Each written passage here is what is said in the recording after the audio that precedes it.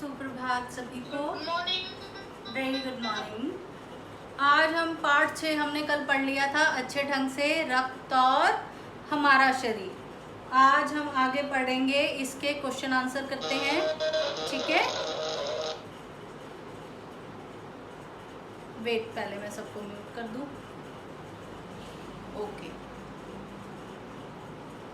Everyone is muted.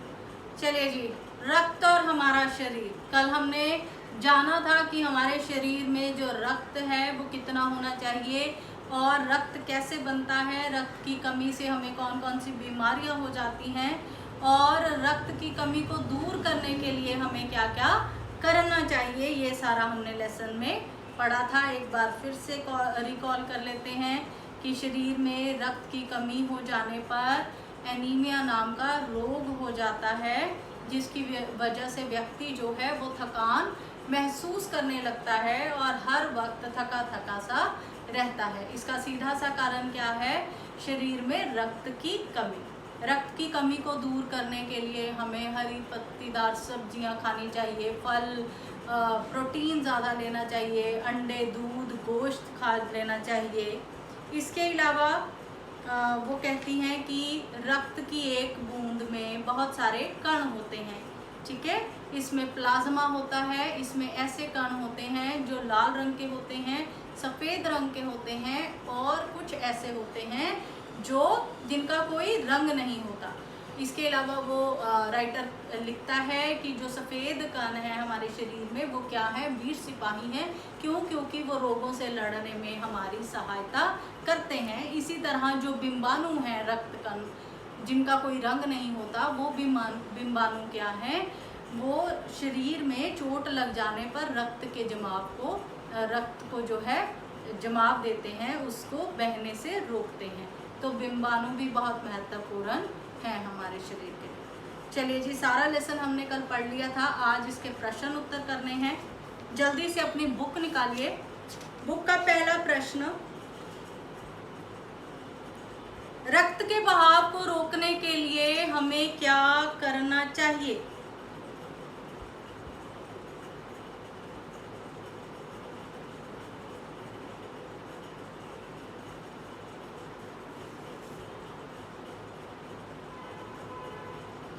Page number 38 पर इसका answer है बेटा, निकालिए पेज नंबर 38। हाँ, हरजीत।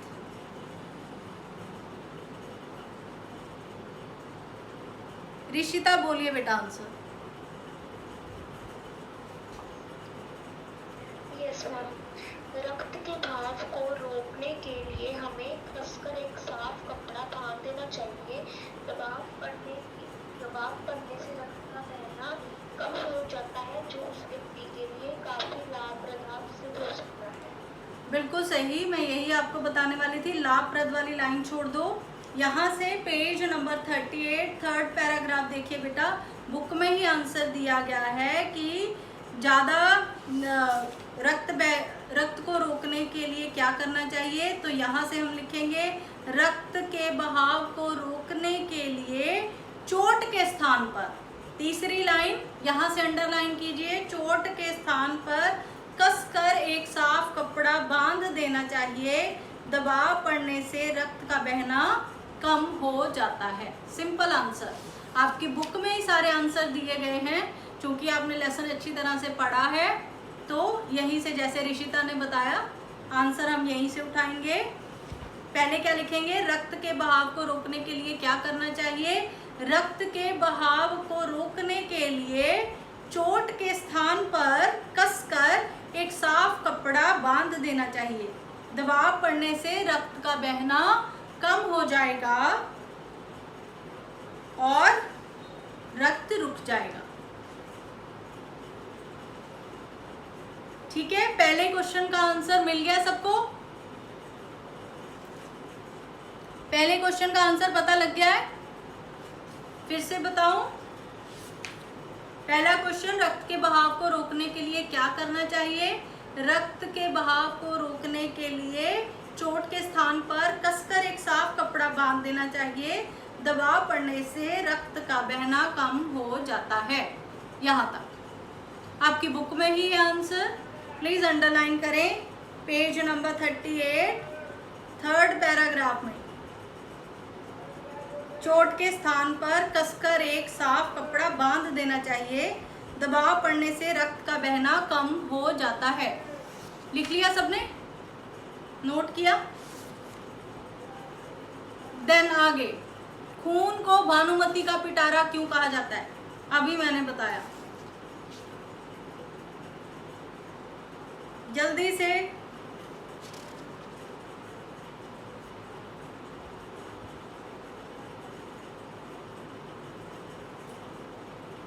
पेज नंबर 35, खून को भानुमति का पिटारा कहा जाता है, कौन बताएगा?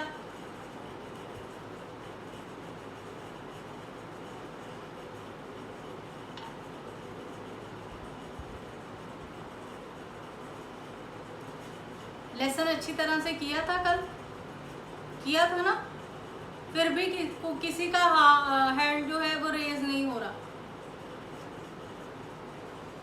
खून को भानुमति का पिटारा क्यों कहा जाता है? ये देखिए पेज नंबर 35 पे जब हमने पढ़ा था, इसे सूक्ष्मदर्शी द्वारा देखें तो भानुमति के पिटारे से कम नहीं है, मोटे तौर पर इसके 2 भाग होते हैं। तो हम क्या लिखेंगे? खून को भानुमति का पिटारा इसलिए कहा जाता है क्योंकि इसके 2 भाग होते हैं। एक भाग तरल, उसे प्लाज्मा कहते हैं, दूसरा जिसमें कई तरह के कण होते हैं, कुछ लाल, कुछ सफ़ेद और कुछ ऐसे जिनका कोई रंग नहीं है। ये कण प्लाज्मा में तैरते रहते हैं। यहाँ तक बुक में ही बेटा सारे आंसर दिए गए हैं। मैंने आपको बोला भी था कि एक बार लेसन रीड कर लेना अच्छे से। कोई आंसर जो है वो बाहर से ढूंढने की ज़रूरत नहीं है, सारे बुक में आंसर दिए गए हैं। और वैसे भी जब हम चैप्टर पढ़ते हैं तो क्वेश्चन बुक से ही रिलेटेड होते हैं ना, आपके चैप्टर से ही रिलेटेड होते हैं। तो यहाँ तो पूरे आंसर सही दिए हैं। खून को भानुमति का पिटारा क्यों कहा जाता है?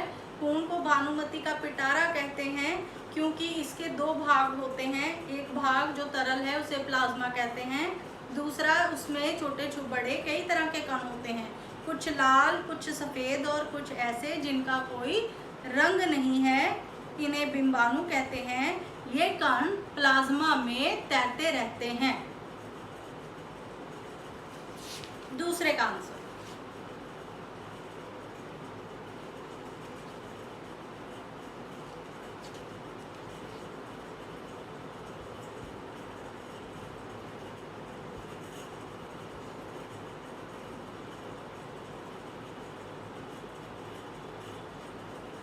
तीसरा, अनीमिया से बचने के लिए हमें क्या खाना चाहिए?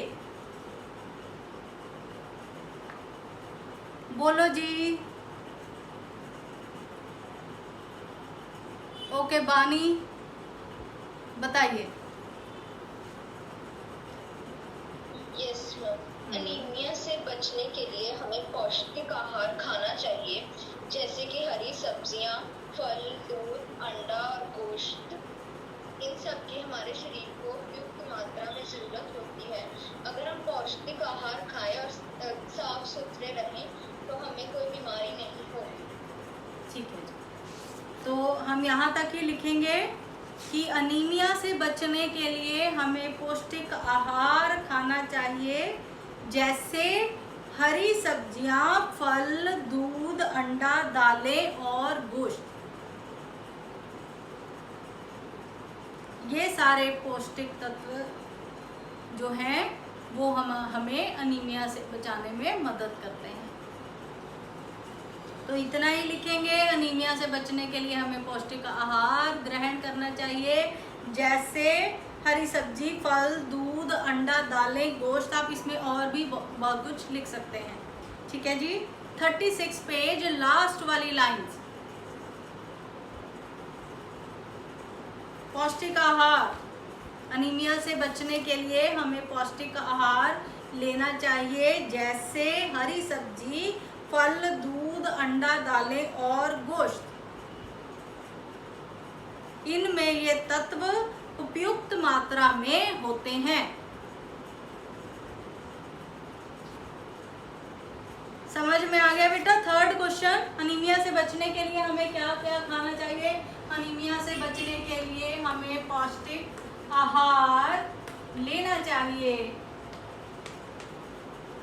जिसमें हरी सब्जियां, दूध, फल, अंडे, गोश्त और दालें आदि होती हैं।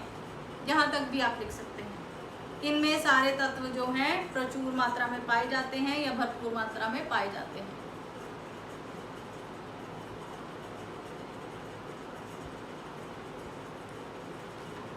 थर्ड का क्वेश्चन सबको पता चल गया आंसर। अब चौथा, पेट में कीड़े क्यों हो जाते हैं?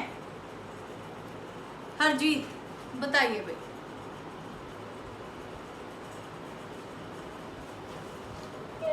पेट में कीड़े दुष्ट जल